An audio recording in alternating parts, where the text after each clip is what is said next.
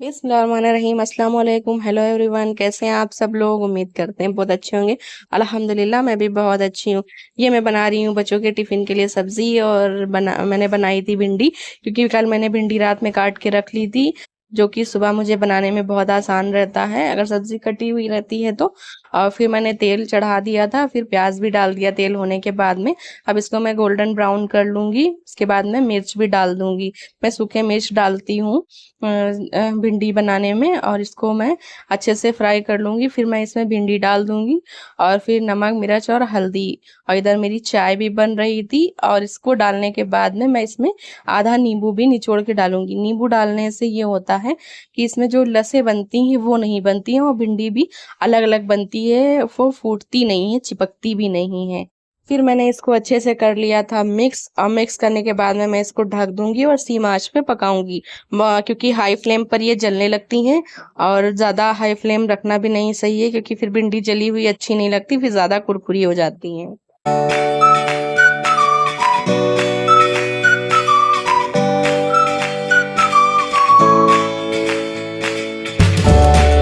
अच्छा जी, यहाँ पे चाय भी खौल गई थी और मैं फिर इसमें दूध डाल दूंगी। और दूध डाल के भी मैंने इसको बॉईल कर लिया था। फिर मैं बनाने लगी थी रोटी, और रोटी बनाने के बाद में मैं इसमें लगा दूंगी घी और नमक, क्योंकि घी नमक और हमको बहुत पसंद है, तो इसलिए मैं ज़रूर लगाती हूँ रोटी में घी।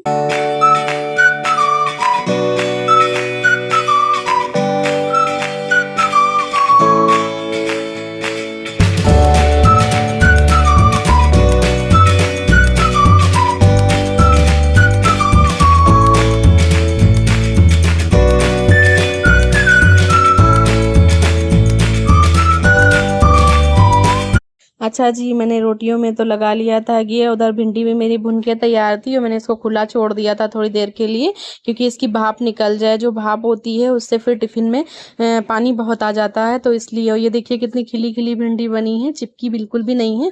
फिर मैं इसकी भाप निकालने के बाद इसको पैक कर दूँगी टिफ़िन में, और ये बच्चों का मैं टिफ़िन पैक कर रही हूँ। पहले मैंने अरहम का किया, फिर अदीबा का। मुझे अदीबा का टिफ़िन चेंज करना है, क्योंकि ये प्लास्टिक का है, और प्लास्टिक में कहते हैं कि खाना नहीं देना चाहिए गरम, क्योंकि गरम खाना वो फिर बेकार हो जाता है। तो इसलिए मैं जो है इसको चेंज कर दूँगी इंशाल्लाह जल्दी, क्योंकि अदीबा भी कई बार बोल चुकी हैं। हालाँकि ये पिछले साल ही इनकी फूफो ने दिया था टिफ़िन इनको गिफ्ट में, मगर ये अब जो है मेरे समझ में नहीं आ रहा है। और ये अरहम का टिफ़िन तो मैं लाई थी पिछले साल का ही है, मगर ये काफ़ी अच्छी क्वालिटी में है, तो ये अभी तक चल रहा है। और टिफ़िन वगैरह इतनी जल्दी बेकार नहीं होते हैं। फिर अदीबा आ गई थी, मैंने इनको दे दिया था नाश्ता। अरहम अदीबा से कह रहे थे कि तुमने मेरे शूज़ क्यों नहीं निकाले? तो फिर अदीबा चली गई थी अपना सब तैयार होने के लिए, जो भी परफ्यूम वगैरह रहता है उनका। तो अरहम भी नाश्ता करने लगे, फिर हम सब लोग निकल गए स्कूल के लिए। और आजकल मेरी भी ड्यूटी समझ लीजिए स्कूल की रहती है, क्योंकि हम लोग भी स्कूल में ही पढ़ रहे होते हैं। और ये बच्चों का सुबह का जो रूटीन होता है वो काफ़ी मेसी रहता है, बहुत ज़्यादा हड़बड़ वाला रहता है, और मुझे भी बहुत ज़्यादा टाइम नहीं मिल पाता है। और ये देखिए हम पहुंच गए हैं इनके स्कूल। इनका स्कूल थोड़ा सा अंदर है, बाकी जो है रोड पे बहुत ज़्यादा आजकल रश होने लगा है, क्योंकि सुबह के टाइम वैसे भी बच्चे स्कूल जा रहे होते हैं तो रश काफ़ी होता है। और हम आगे बैठते हैं तो उनका जो है बैग ऐसे पैर के पास रखा होता है, तो उनको बैग मुझे टंगवाना पड़ता है। और यहाँ पर ये गेट वाले भैया हैं। फिर मेरे यहाँ एसी में कुछ दिक्कत हो रही थी, वो कूलिंग कर रही थी फिर छोड़ रही थी, तो मैंने कंप्लेंट करी थी, तो वो भैया आए थे एसी को देखने के लिए। तो ये ऊपर आउटडोर चेक कर रहे हैं, इन्होंने जालियां भी साफ कर दी थी। उसके बाद मेरे यहाँ आ गए थे पैनल वाले भैया अपना सारा सामान लेके, क्योंकि ये स्टार्ट तो कल होगा, मगर ये आज रख गए हैं सारा सामान। और ये सारा मोरंग वगैरह सब लेके आए थे इसी डाले में। फिर ये लोग अपना काम करके चले गए थे वापस। यहाँ पर फिर मैं आ गई थी घर पे नीचे, क्योंकि मुझे लगाना था पोछा। बेटी आज गई थी अपने कॉलेज, कुछ उनका काम था, तो इसलिए मुझे यहाँ पर पोछा झाड़ू करना पड़ रहा है, वरना बेटी मेरी कर देती। फिर मैंने लगा दी थी मशीन, और वॉश बेसिन में डाल दिया था मैंने हार्पिक, क्योंकि हार्पिक से बहुत अच्छा क्लीन हो जाता है। आजकल हस्बैंड आए हुए थे, तो इसका जो वाइट पार्ट रहता है काफ़ी येलो हो गया था, क्योंकि वो पान वगैरह खाते हैं, तो उसकी वजह से। तो मैं इस पे हार्पिक डाल देती हूँ, ये 4-5 बार में ये साफ़ हो जाएगा। मैं डेली हार्पिक से ही साफ़ करती हूँ वॉश बेसिन, क्योंकि वॉश बेसिन में जो है बहुत जल्दी वो फिर शाइनिंग नहीं आती है अगर किसी और चीज़ से साफ़ करो। और हार्पिक से साफ करने पर काफ़ी अच्छी शाइनिंग आती है इसमें, क्योंकि ये जैसे कि ये टॉयलेट सीट होती है उसी की ये भी बनी हुई होती है, उसी मटेरियल की। तो इसलिए जिस पे हार्पिक हम लोग यूज़ करते हैं टॉयलेट क्लीन करने के लिए, तो ये मटेरियल भी वो झेल लेता है।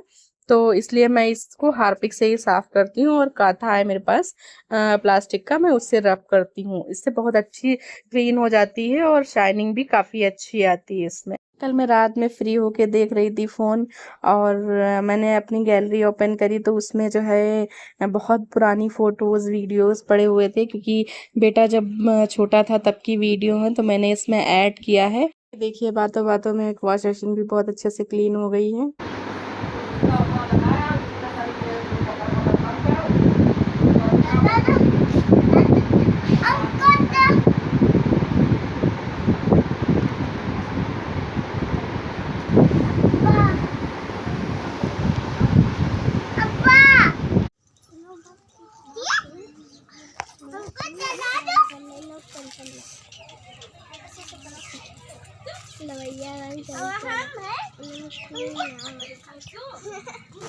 छोटी छोटी सी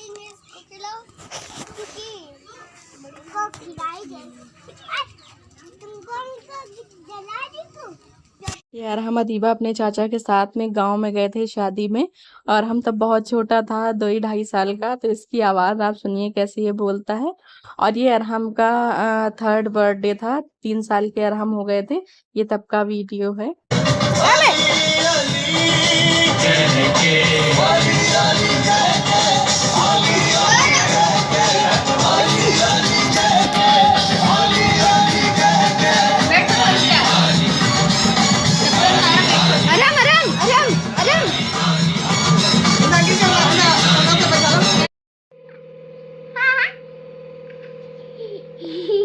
ये देखिए ये कैसे मस्ती कर रहा है। ये जब जान जाता था कि हम वीडियो बना रहे हैं तो ये खूब मस्ती करने लगता था, और अली अली वाली जो नात थी ये खूब उस पे झूमता था।